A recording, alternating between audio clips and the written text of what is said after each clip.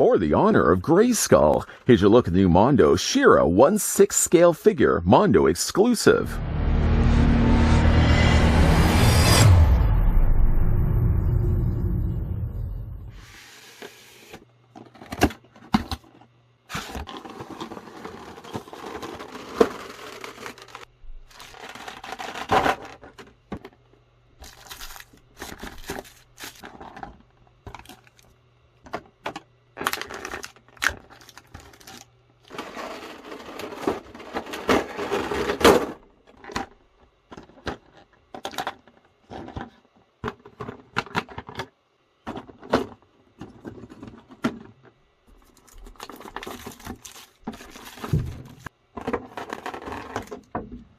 The Princess of Power She-Ra is here in all her glory. Mondo is proud to present the first female figure in their Master Universe 1/6 scale figure collection, featuring her iconic look, accessories that are both a callback and look forward, over 20 points of articulation, and a fabric cape. This is the most powerful figure you'll find from here to Etheria. Now He-Man's twin sister gets a 6 scale release. Before we get a closer look, though, at the She-Ra 1/6 scale figure, let me go ahead and thank the folks over at Mondo, who did provide this sample that we're about to have a look at. Following up to that, now let's grab the tape measure, clickety-click right to the very top of her head. I don't know whether I should really count the tiaras. Technically, that's something that can be removed, as she does come included with 3. Maybe I'll do that. I'll include the tiara simply just because I'm sure that's something you can be displaying her with. With that in place, the figure stands about 11¼ inches in height, or She-Ra's 29 centimeters tall. And of course, if we are going to be looking at She-Ra, we're going to also want to put someone in there for displaying that she'll fight against. Here's what She-Ra looks like next to the previously looked at classic Hordak, as there was 2 versions that Mondo released. I prefer the classic look myself, as both of them look like they're a little bit more accurate to the cartoon.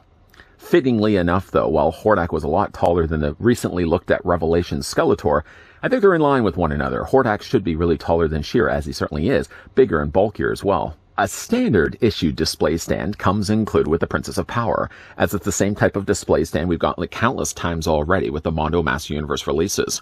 I think, though, Revelation Skeletor, if memory serves me correctly, was a slightly different stand. I honestly wish that they had gone the route of that type of stand. This stand's fine. In fact, when you flip it around, the irregular shape like this is only just to allow the M to be shown on the bottom of the stand. The contoured lines doesn't actually impede the stand or off-kilter the stand in any way. But it does certainly reduce the footprint space. And I do wish these stands were a lot bigger. Just to prove that with taking She-Ra here, the wider stance of the figure, if I was to put her on the display stand, granted this is supposed to really clip around her waist, but either way though, her wider stance only just barely occupies that footprint space that the display stand allots her. I do again wish the display stand was just a little bit bigger so you could get her in a little bit more of a creative pose.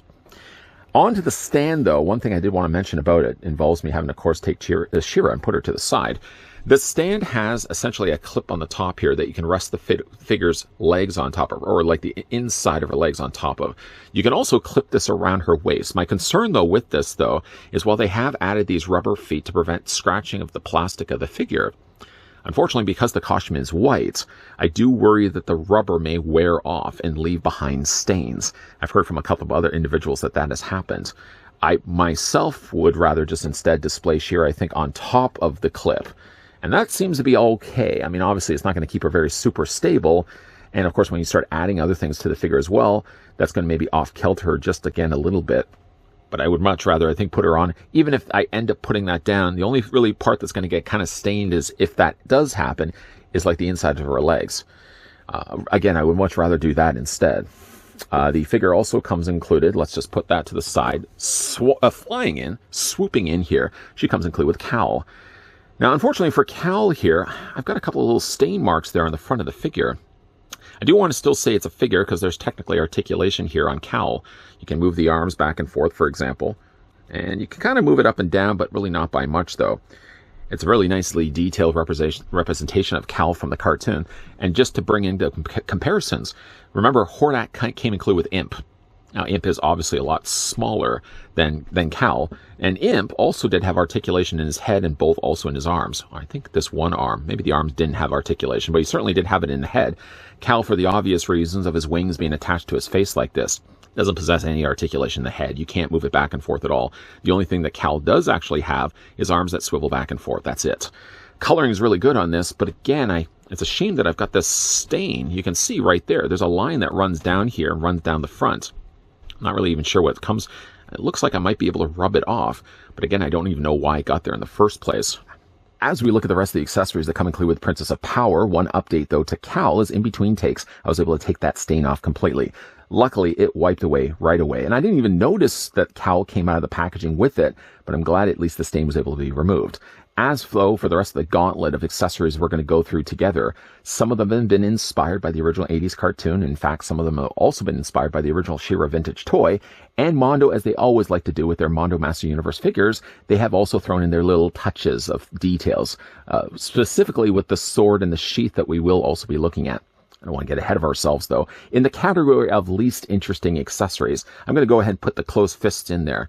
Simply just because with all the things that she can wield, weapons and otherwise, I don't know if I would ever really find my way displaying She-Ra with closed fists, and yet the figure comes included with them. I like that they do. I like that Mondo does include them, but I'm not really going to be displaying them with the figure. Rather, instead, I'm probably going to be displaying her with gripping hands. Good for holding the swords, 2 different swords that she actually comes included with. Good also for carrying the battle axe comb. Wait, what? Talk about a little bit about that in a moment. But she does come with some gripping hands. I will be doing away shortly with the relaxed hands or gestured hands that she has currently in the sockets of those forearms. I'll be popping those out of the forearms and replace them with those gripping hands in a moment. On to, though, the battle axe comb. I can't even believe this was included. The original vintage toy, if you were lucky enough to have it, had a comb, but the comb sort of looked a little bit like a battle axe. Well, they did take that idea and they ran with it completely, giving now an all-gold metallic look. Some really nice scroll detailing on the actual sides of the battle axe. And while she doesn't actually have real dull hair that she'd be able to comb, you'd at least be able to give her a battle axe she can wield in battle against the Horde. Really cool the fact that they would include that. The figure also comes included with 2 variations of swords. One is a bit inspired by the original vintage toy, but I think this is also one that Mondo has done a little bit of dabbling with when it came to actually redesigning their swords. So She-Ra comes with the gold version of the sword, and then one a little more familiar to those of the original fans of the cartoon. She comes with, of course, the original sword that she wields in the cartoon. For me, at least, I would likely be displaying her with the more familiar sword, at least. I like the idea that they actually came included with 2 of them. One thing that's really neat about the sword, though, is like the gold one, even though it's not one I'm going to be displaying with the figure, it does come at least with a sheath. And why I say this sword is specifically designed for this sheath is because you can take this sword and easily slide and holster it inside, and it fits perfectly. One nice touch of detail I actually like is that they actually did take Swiftwind's face, or at least the head, and put it as a sculpted part to the bottom of the sheath. It does have clips here on the back, so that's going to clamp actually on the back of her torso. We'll get more into that in a moment. But if you did want to use, for example, the cartoon accurate sword, it doesn't quite really fit in there. It rattles around and it's way too long. So this is definitely more designed, I think, for the gold sword, the vintage sword, the Mondo sword. I'm going to put that to the side as well. The figure also comes included with the shield. And again, I believe the original vintage toy also included such shield.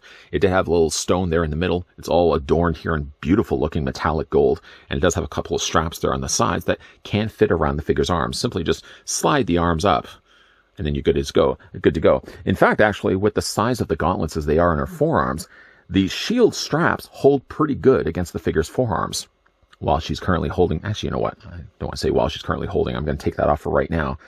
Then she comes with a cape. Now, here's the biggest issue I have with this figure. I'm going to move Kowl out of the way simply just because he's, just occupying a little bit of space. One thing I have issues with is the cape. Now, the cape itself is really a nice looking color. It does have some nice gold trim down along the bottom. And like, not only is the opening here a wire frame, but it's a wire frame running down the sides, and running all along the bottom as well. So you can crimp and curl this and get it in a desired look that you want. The clips are deliberately wide like this because when you put them together, they're going to leave a gap space where then you can take the sheath and you can actually have that tucking out the back of her torso. She does also come with technically swappable hair that will help to do that as well. But to change, for example, and get the cape on there, I'm going to remove her head for right now. This may involve me, in fact, having to take the tiara off right now. And you'll also see there's the slot where she's actually going to fit in both the tiaras and also with the extra bangs she comes included as well. But we're going to go ahead right now and take the head sculpt off of She-Ra. Just remove it. Pop it off right there from the ball joint. And if you look at the back of the figure's body, For all intensive purposes, these little clasps right here should actually clip against the straps. I thought they may have actually clipped in between the shoulder and the strap. You'll see like there's a little gap space right there, but it's not enough to accommodate that little clasp. You can't really quite fit it in there. More rather, instead, you can clip them onto the straps on the back of her body. The problem with it, though, it's only happened a couple of times that I've done this. I've left behind some scratches on the plastic. Now, the more times I'm obviously going to be doing this, I think the more times I'm going to start to develop those scratches. But these essentially, for all intents and purposes, clip onto the back of her strap. It's not the easiest thing, granted, to do. One thing you can also help to aid that is that the hair kind of holds everything in place. So if you want to just phone it in, for example, and pretend like the cape is actually clasped on there, when really it isn't, the hair actually does a decent enough job of keeping it in place. I'm not doing it right now, simply just because I did also want to show you guys how the sheath attaches. The sheath actually does have two little clips on the back here. What you want to do is slide them underneath, get them attached, firmly attached onto those straps. And then when you take, for example, the cape is again going to wrap around this, clasping on both the sides. One thing that I do really like that also Mondo did do is that they included a second hairpiece. And the second hairpiece actually is to accommodate having the sheath. So for example, if I was to take this off, the sheath will actually sit outside with the hair sort of parted in the middle. And then the sheath for the sword will actually sit inside of that open area of the hair. A nice touch on Mondo's part. But again, like if you want to get the cape on there, the only thing I would really recommend, again, you can kind of try, first of all, you want to pry the clasp more open. When you get out of the packaging, it's really super flat. Just clasp that on. Get on one side, and then if you succeed enough to do that, then take the other clasp and fit it again on her strap. Now, if you succeed with just getting one done, that might just be more than enough to get it in place. Then you can take the figure's hair and then take the head sculpt and clamp it on. Don't worry that you don't have it on all the way, because like I said, once you get the hair in place, their hair seems to do a good enough job of keeping the cape in place, as you can see right there. Now, I do wish that they may have done something different when it came to She-Ra's cape, maybe either attaching by magnets or maybe clips or something that would have clipped onto the back of the figure's body without having to actually use those clasps. I think by putting the clasps in there, you run the risk of scratching the plastic on the figure, and you certainly don't want that. While we actually have She-Ra looking this way, I want to show you guys the head sculpt here, overlooking obviously the holes on the sides of her face and overlooking the very obvious slot in the top that looks like it's there to insert coins. But this is actually the defaulted head sculpt, but she does come with two variations of the hair that we've already had a look at. The hair from the front, first of all, you can see like this one does have the hair that drapes around the front of her shoulder. This hairpiece does not. To remove the hair is actually quite easy. Just go ahead and just remove it from the top without, of course, taking the head off the ball joint in the process. Just detach it from the top piece. It basically just clips on top of this little piece of plastic, little ledge of plastic right there. And then from there, go ahead and take the new hair piece and fit it over top and clip it in place. This now gives you the opening area available for then to take the sword, and of course that would be fitting inside. You'll obviously want to reverse the steps. You're going to want to put this on first, then put the hair piece over top of it. And then one thing what you can do from there is you can either use the bangs. Now again, if we wanted to get the classic look for She-Ra, she does come included with a pair of bangs. The bangs essentially clip into that slotted area here. Softer plastic, clips into place like that. These bangs also do work quite well with one of the three. She does come with 3 tiaras that she comes included with. Now this one actually is very heavily inspired by the original 80s toy line. This one, as you can see again, like those holes are now still present on the sides of her face. Just take the tiara and fit it into the holes provided on the sides. And then you can get She-Ra in the more classic toy line look. For any of those asking, can you actually take, like the original vintage toy, and take the tiara and flip it around? Now, in the original toy, you could flip this around, and it sort of would serve as a mask. Unfortunately, I can't really do that with the bangs, because the bangs are going to be getting in the way. So let's just say, let's remove the bangs. And then overlooking the obvious, the fact that she's going to have that slot now visible, you really can't still, despite that, you sort of can give a somewhat believable look. And I guess you could kind of take then the bangs and fit them over top, but that's not going to look right either. It does, for all intensive purposes, allow you to flip it around so she has the battle mask. But obviously then this slot's going to be very visible. So I do like the idea that they actually gave you the vintage toy tiara. Let's go ahead and just take that off right now. She does also come with one that comes straight out of the packaging, one that's definitely more inspired by the original cartoon. Now, we're going to be doing away with the bangs now altogether. The tiara from the cartoon sits again, like you got a little ledge of plastic in there, and it fits inside that groove. And it just fits in place like that, and just clips into the sides. My preferred look of the three looks of the tiara is this one right here. I really like the way that this one did turn out. There is also this version of tiara. And honestly, one thing I did have to mention about this one is that taking this out of the packaging and putting it on the figure the first time, you'll notice that the plastic, let's just put She-Ra down here for a second. The tiara, actually, you'll see, is consisting of two parts. So like the inside band is a different gold than the side wings. These are separate pieces.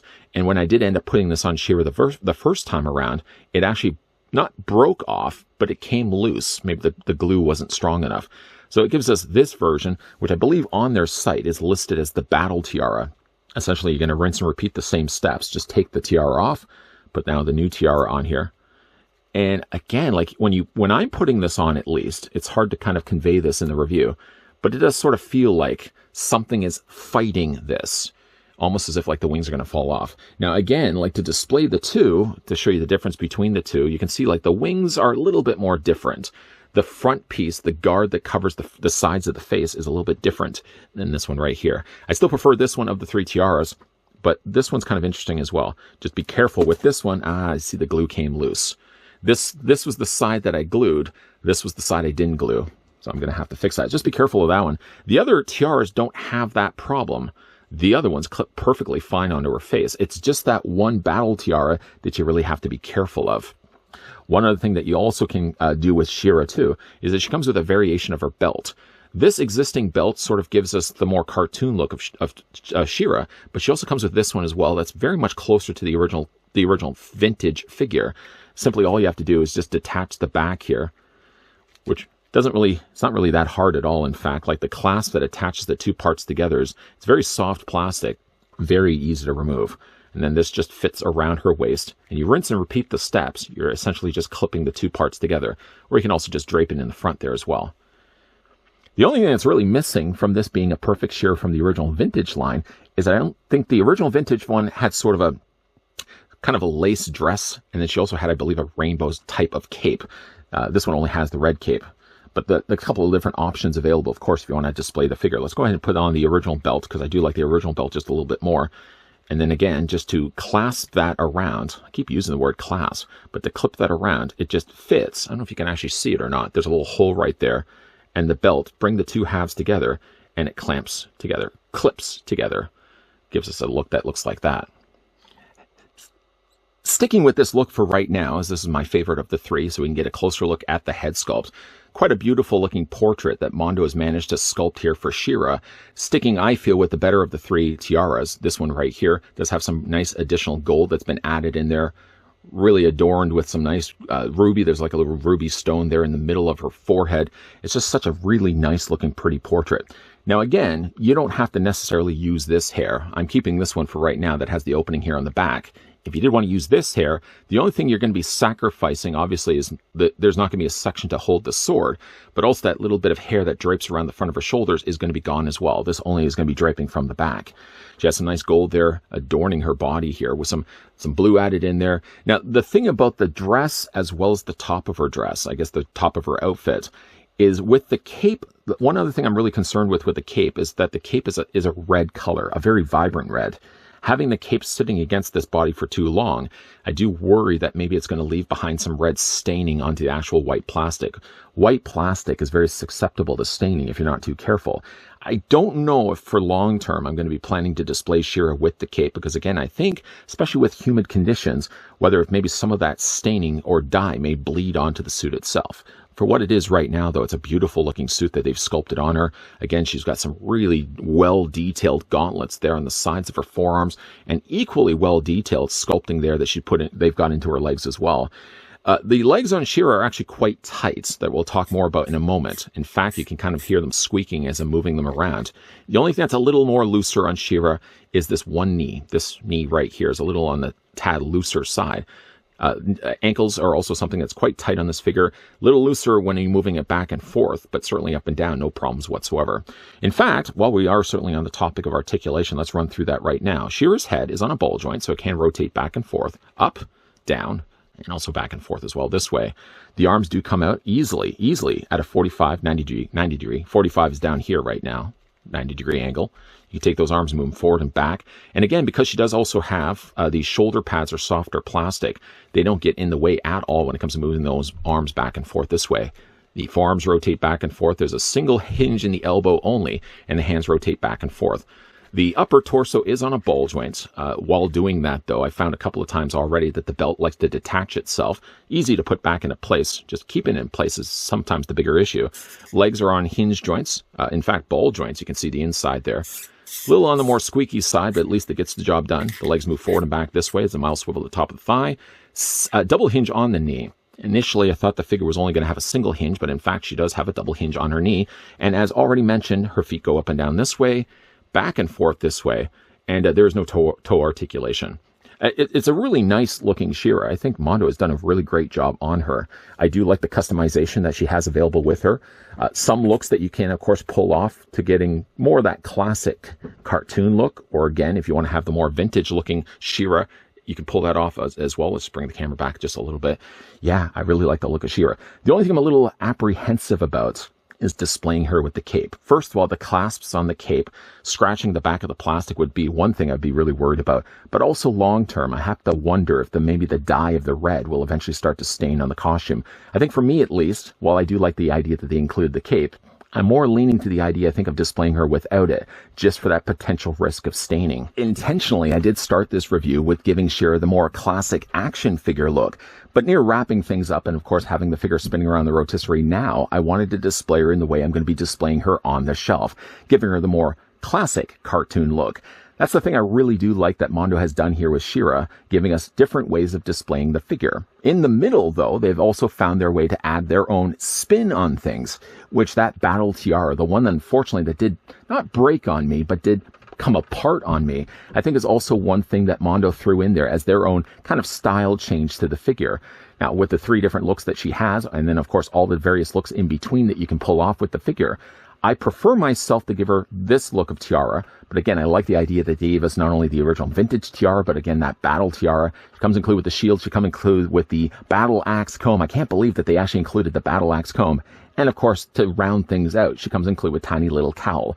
Second time, in fact, at least the She-Ra variety, we've gotten a character that came included with a tiny little figure. They're not so much figures as they're not superposable, but Kowl at least has articulation in his arms. Imp that we looked at earlier with the classic Hordak came included with an articulated head. So at least there's some articulation in there. They're not just staction figures. Again, I overall really like She-Ra. There's not really anything I would have changed necessarily to the figure. Again, I think the cape is really the more problematic thing to have to worry about. Not only the way that you have to attach it onto the figure's torso, but also, again, that long-term worry that maybe some of the red from the staining red cape, some of that may actually bleed onto her white suit. That's not something I certainly would want to happen. And I think for right now, I'm content to the idea of actually displaying her without the cape, just for that risk of that potentially happening. What do you guys think of She-Ra? Let me know down below in the comment section whether you've ordered this figure for yourself or just based on this review. What do you guys think of her? As well, I'd like to thank again the folks over at Mondo that did provide this sample of She-Ra that we could have a look at in this review. If you enjoyed this video, want to hit with a like.